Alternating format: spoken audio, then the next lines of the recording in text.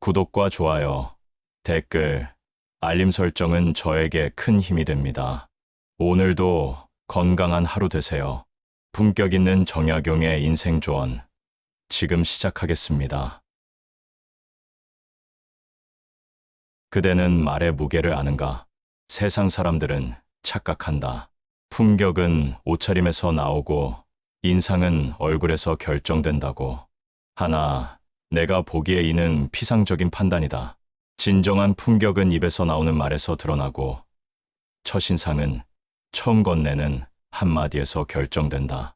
말 한마디가 사람을 살리기도 하고 죽이기도 한다. 말 한마디가 관계를 만들기도 하고 깨뜨리기도 한다.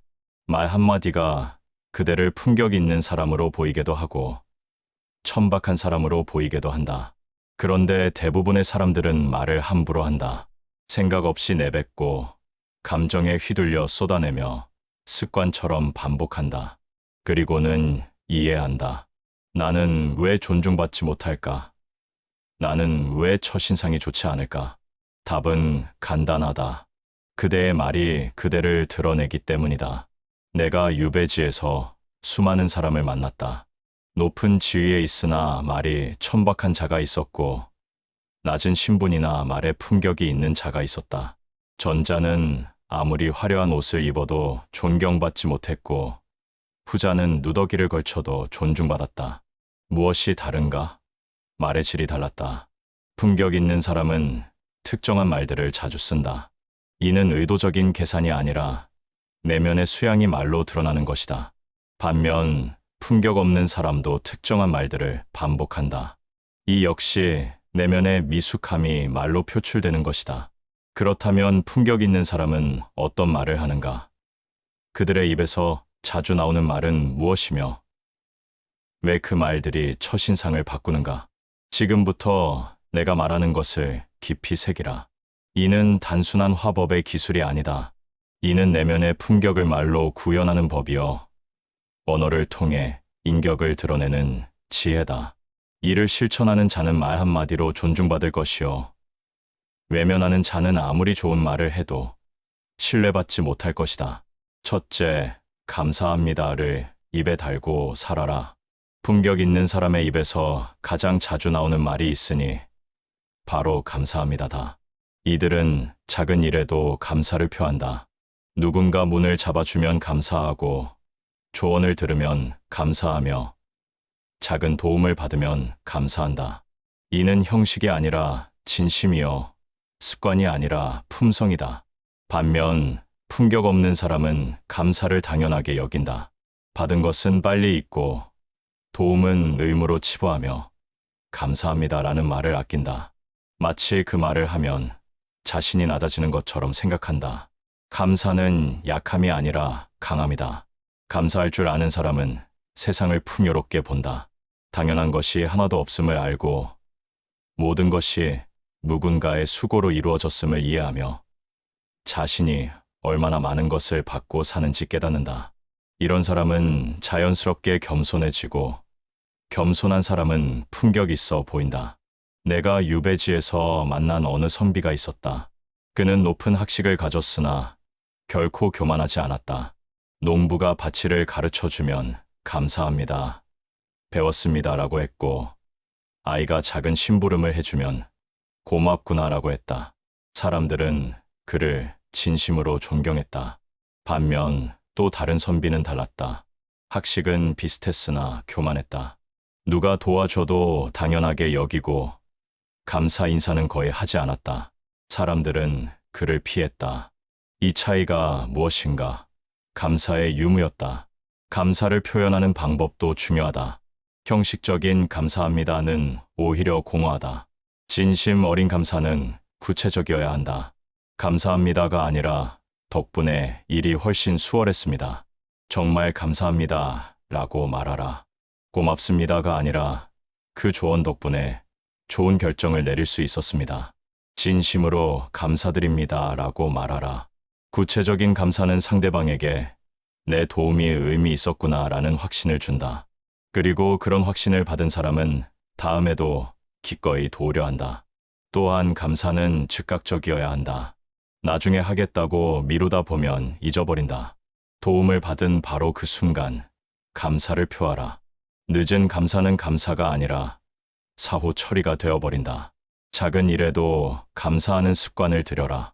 식당에서 음식을 받을 때, 택시 기사에게 내릴 때, 누군가 자리를 양보해 줄 때, 감사합니다라는 말 한마디가 그대를 품격 있는 사람으로 만든다.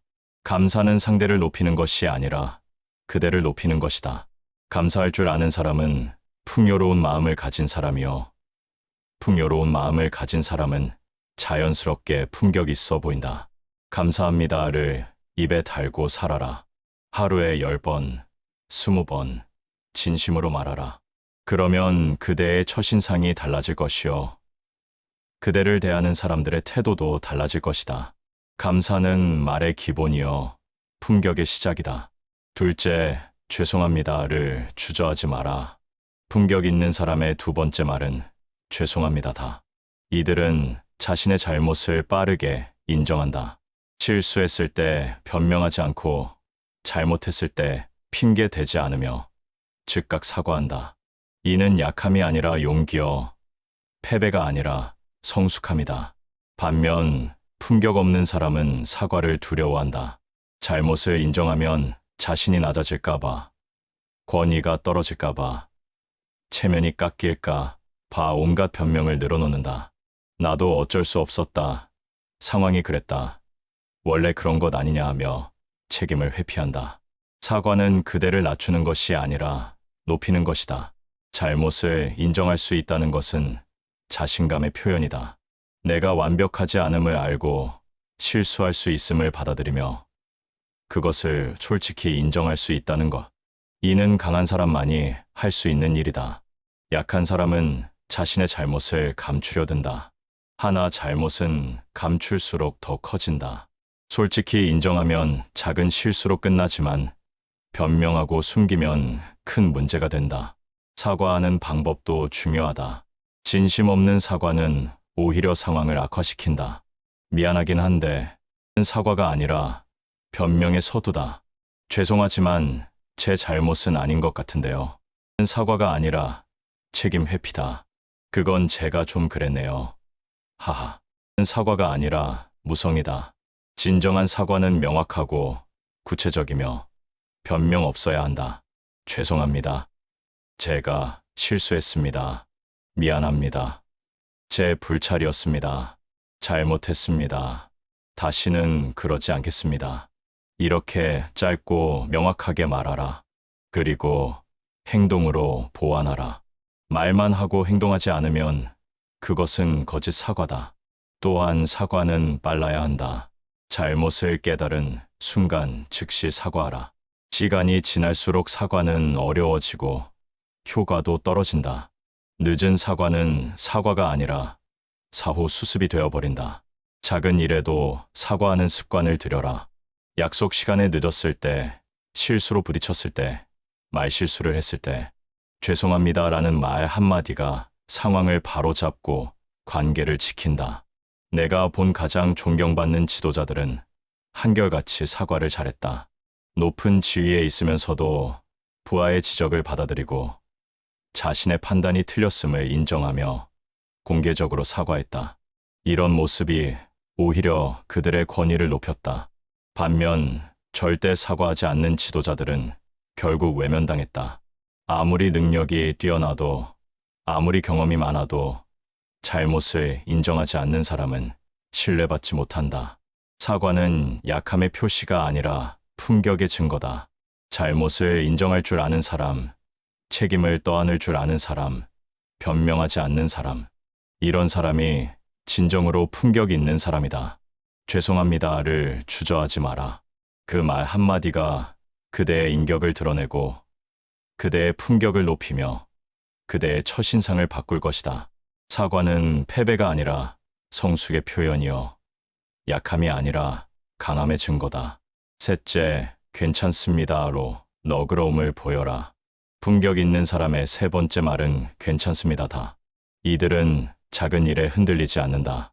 누군가 실수해도 괜찮습니다라고 말하고 약간의 불편이 있어도 괜찮습니다라고 넘기며 기대에 미치지 못해도 괜찮습니다라고 받아들인다.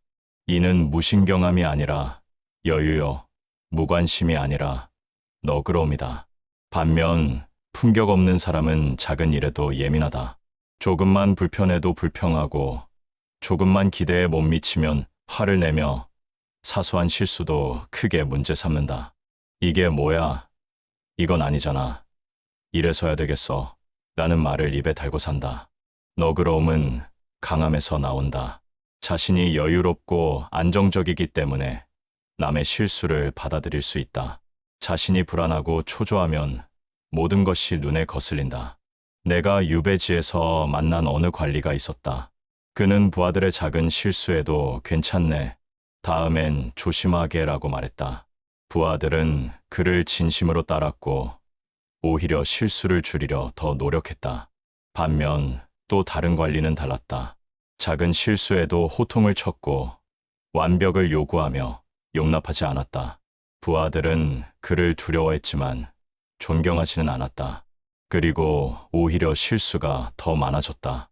위축되어 제 실력을 발휘하지 못했기 때문이다. 이 차이가 무엇인가? 괜찮습니다라는 말의 유무였다. 물론 모든 것을 괜찮습니다로 넘기라는 뜻은 아니다.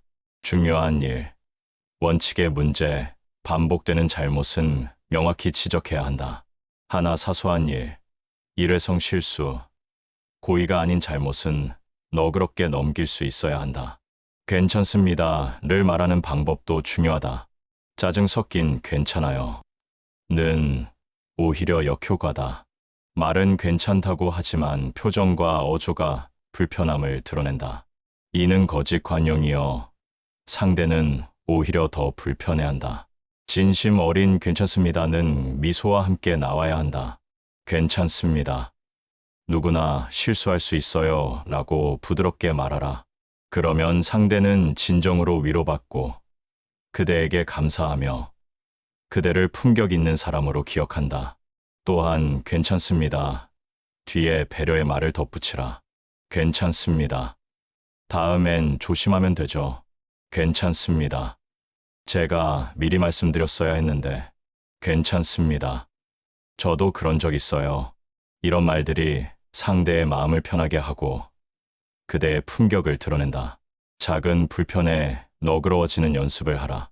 음식이 늦게 나와도 물건이 약간 훼손되어도 서비스가 기대에 못 미쳐도 괜찮습니다라고 말하라. 물론 정당한 불만은 표현해야 하지만 사소한 것까지 문제 삼을 필요는 없다. 너그러운 사람은 여유로워 보이고 여유로운 사람은 품격 있어 보인다. 반면 모든 것에 예민한 사람은 조급해 보이고 조급한 사람은 품격이 떨어져 보인다. 괜찮습니다라는 말은 상대를 편하게 할 뿐 아니라 그대 자신도 편하게 한다. 작은 일에 연연하지 않으니 마음이 가벼워지고 마음이 가벼우니 삶이 즐거워진다. 너그러움은 약함이 아니라 여유의 표현이요. 관용은 무신경이 아니라 성숙의 증거다. 괜찮습니다를 자주 말하는 사람이 되라. 그것이 그대의 품격을 드러내는 세 번째 말이다. 넷째, 제 생각에는 으로 겸손함을 담아라. 품격 있는 사람의 네 번째 말은 제 생각에는 이다. 이들은 자신의 의견을 말할 때도 겸손하다. 이건 이렇다. 당연히 그렇지라고 단정 짓지 않는다. 대신 제 생각에는 이렇습니다. 제가 보기에는 그런 것 같습니다. 라고 말한다. 이는 자신감 부족이 아니라 열린 태도요. 우유부단함이 아니라 겸손함이다. 반면 품격 없는 사람은 자신의 의견을 절대 진리처럼 말한다. 이건 원래 이런 거야. 당연히 그렇지. 그건 내가 틀렸어 라며 단정 짓고 다른 의견은 틀렸다고 치부한다. 이는 자신감이 아니라 오만함이요. 확신이 아니라 완고함이다. 겸손한 언어는 강한 내용을 더 강하게 만든다. 제 생각에는 이라고 시작해도 논리가 명확하면 사람들은 설득된다. 오히려 강압적으로 말하면 내용이 좋아도 반발을 산다. 내가 조정에서 많은 논쟁을 봤다. 품격 있는 신하들은 신의 소견으로는 이라고 말하며 의견을 개진했다. 반면 오만한 신하들은 이것이 옳습니다. 다른 의견은 틀렸습니다라고 단정 지었다.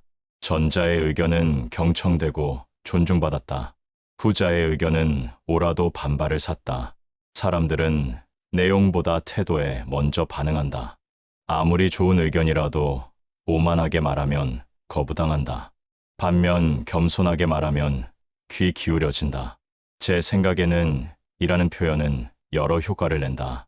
첫째, 상대방의 의견을 존중한다는 신호를 보낸다. 나만 옳은 것이 아니라 당신 의견도 있을 수 있다는 열린 태도를 드러낸다. 둘째, 대화의 여지를 남긴다. 단정적으로 말하면 논쟁이 되지만 겸손하게 말하면 대화가 된다. 셋째, 잘못되었을 때의 여지를 둔다. 만약 내 생각이 틀렸다면 제 생각이 짧았습니다라고 인정하기 쉽다. 하나 이게 맞다라고 단정 지었다면 틀렸을 때 물러서기 어렵다. 다른 표현들도 익혀라. 제가 보기에는, 제 경험으로는, 잘 모르겠지만, 제 생각에는, 틀릴 수도 있지만, 이런 표현들이 그대의 의견을 겸손하게 포장한다.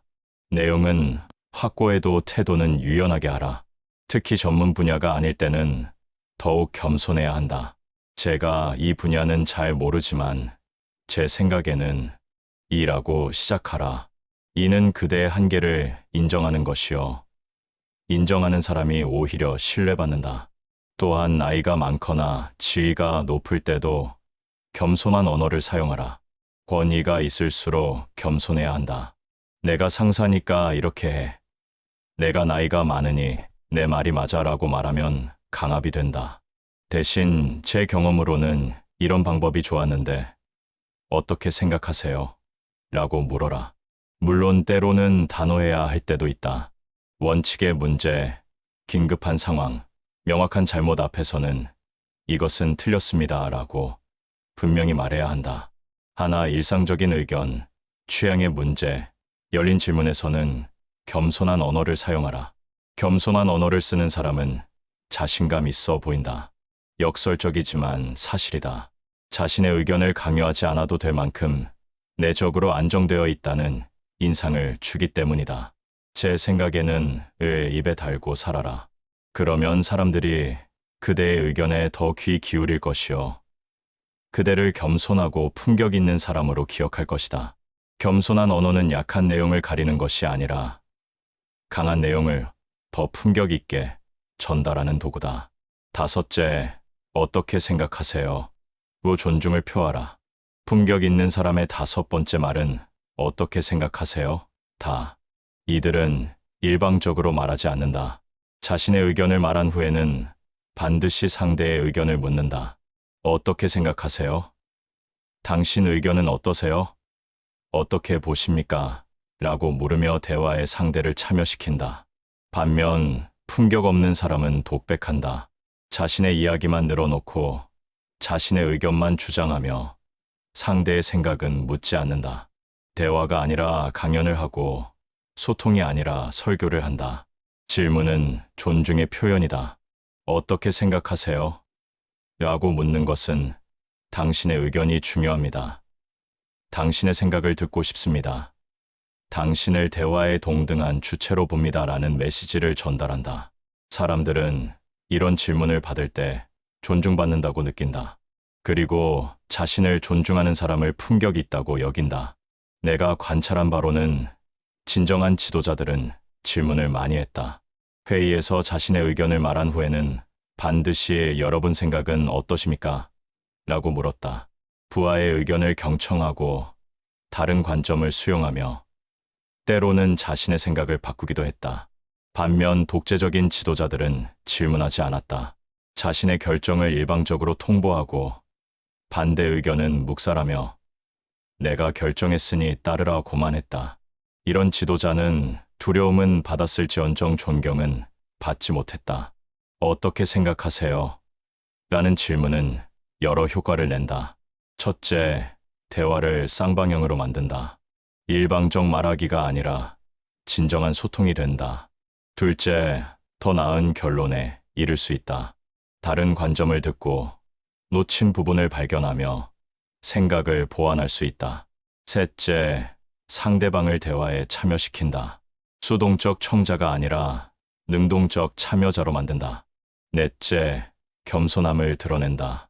나만 아는 것이 아니다. 나도 배울 것이 있다는 태도를 보여준다. 다른 질문들도 익혀라. 이 부분에 대해서는 어떻게 보세요? 제가 놓친 점이 있을까요? 당신이라면 어떻게 하시겠어요? 이 문제에 대한 당신의 경험은 어떠세요?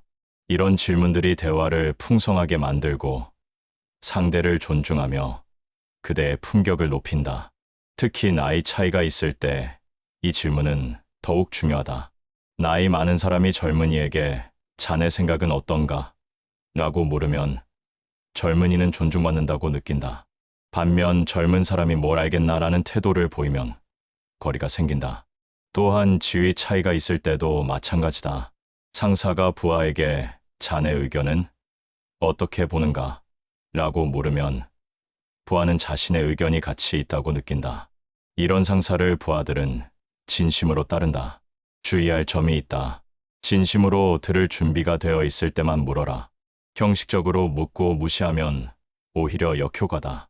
물었으면 반드시 경청하고 좋은 의견이면 받아들이며 다른 의견이어도 존중하라. 좋은 의견이네요. 그 부분은 제가 생각하지 못했습니다. 그런 관점도 있군요.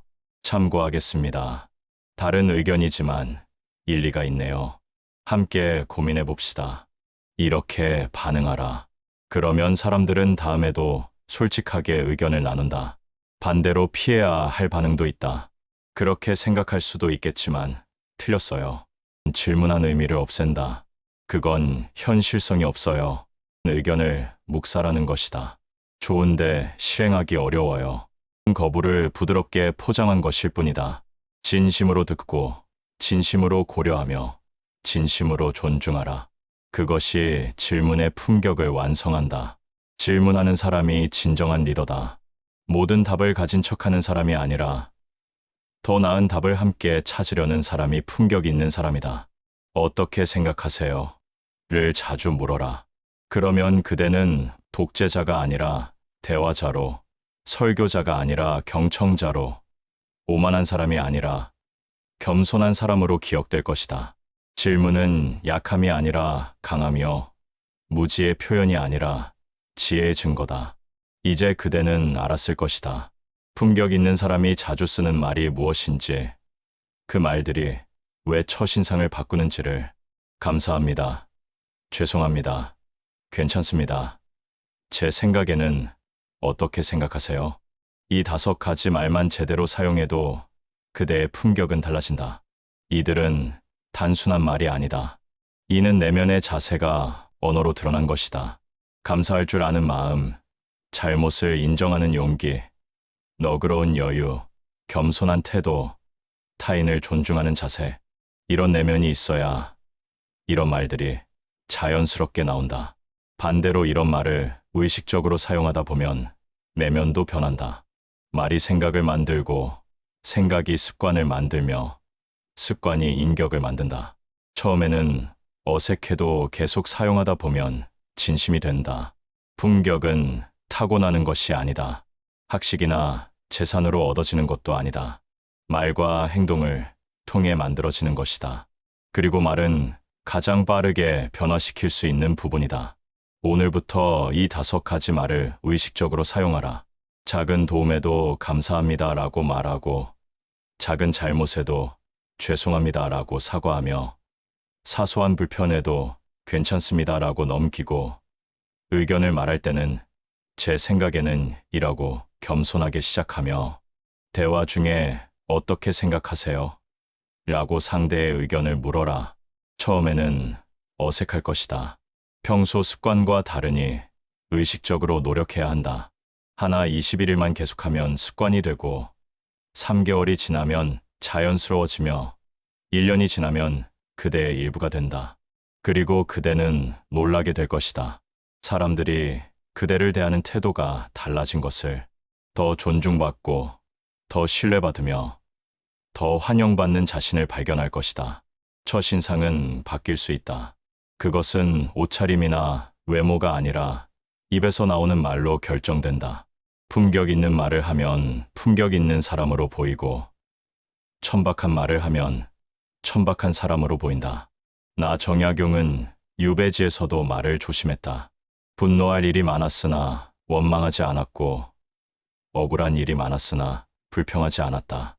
대신 감사할 일을 찾았고, 배울 것을 찾았으며, 나눌 지혜를 찾았다.